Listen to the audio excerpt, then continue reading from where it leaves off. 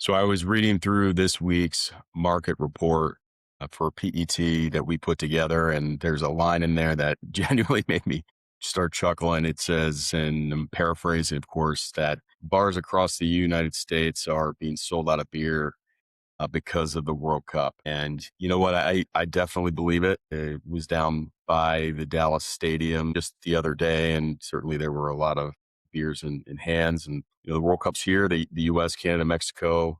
It's 5 million international visitors, billions of dollars moving through stadiums, hotels, restaurants, fan zones, retail, and all that activity. Every piece of it is touching plastic in some form or fashion. The bottle that your water came in, of course, the seat you're sitting in the stadium, the food packaging to keep the food fresh, the merchandise, the barrier netting on the pitch. I mean, the plastics are everywhere in a summer like this one. And there's a question I want to answer today. With all that demand, the World Cup does only happen every 4 years, and certainly the first time here in the States in a long time. Does it change anything meaningfully for resin buyers? The short answer is for PET, a little bit, but for almost everything else you're buying, no, because the broader market is so oversupplied right now that even a global sporting event of this scale can't move the needle. And it's actually quite remarkable and useful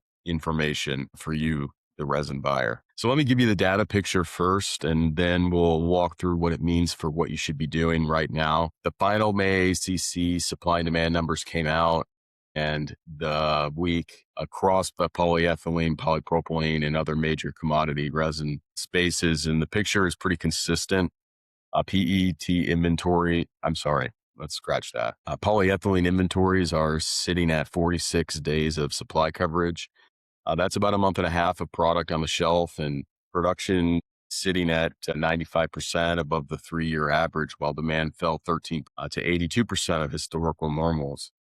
Total polyethylene sales dropped over 600 million pounds in a single month, which is a huge number. Formosa and others were trying to push a 10-cent a pound increase in June. It really doesn't have any merit. The market largely rejected it. In polypropylene, similar story. Inventories grew by over 100 million pounds in May to almost 2 billion pounds total, with days of supply almost to 40 days. Exports, which were starting to be a release valve for excess domestic production, fell 17.6%. That is a collapsed release valve in a market that is already producing too much inventory. Polystyrene had a major headline in the last week, with INEOS Styrolution permanently closing its plant in Shahadanan, Illinois, almost 400,000 metric tons a year. I want to be clear what this is and what also this is not. It's not a sign that supply is tightening in the near term, but it is a sign that producers are under so much margin pressure from oversupply that they are starting to make decisions about shuttering capacity completely. And that's rationalization. It's going to matter in 2027 and definitely in 2028. It doesn't change your negotiations as we move towards quarter three.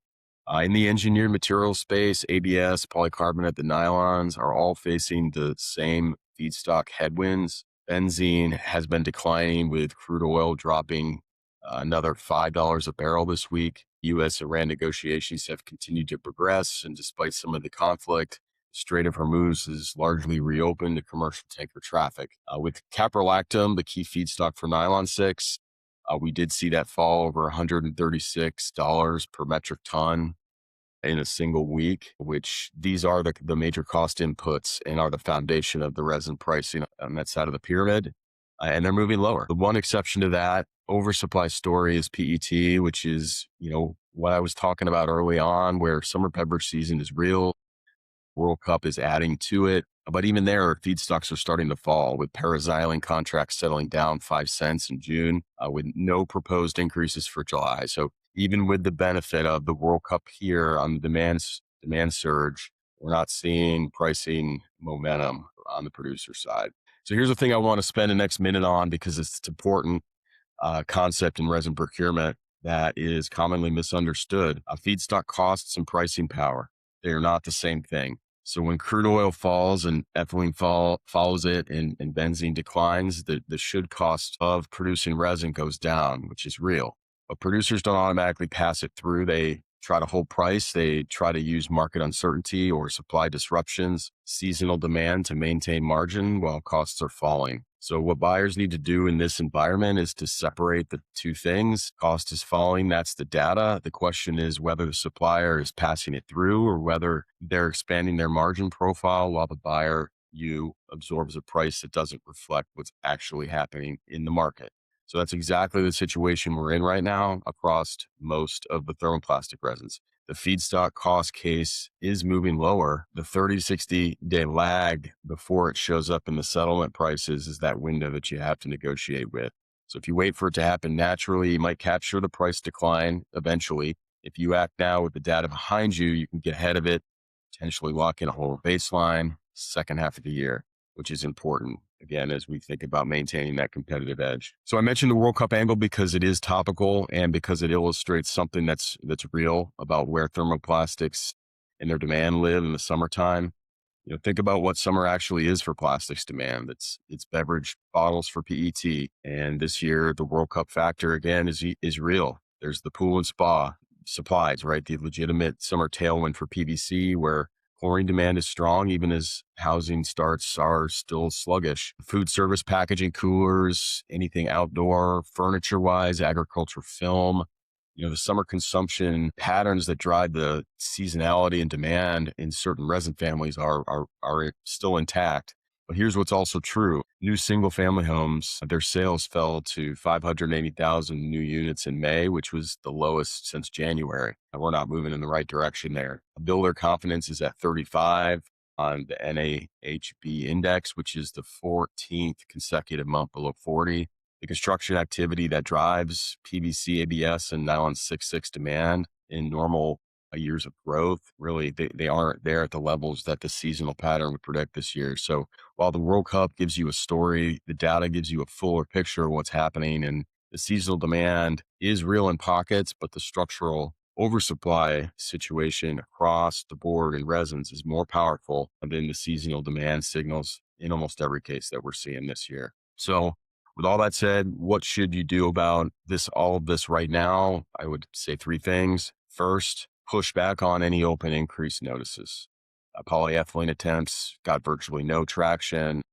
Nylon 6/6 increases aren't going anywhere. No July increases are announced for nylon 6, PET, PC, and most ABS grades. So if your supplier sent you an increase notice in the last 60 days, you certainly have a data case to reject it, and you should use that. Second, establish your benchmark position before you go out for the holiday here. I know we're up against it with only a few days left, but a lot of procurement activity slows down over the holiday season here. Don't let the calendar cost you 4 days of leverage in a market that's already moving in your direction.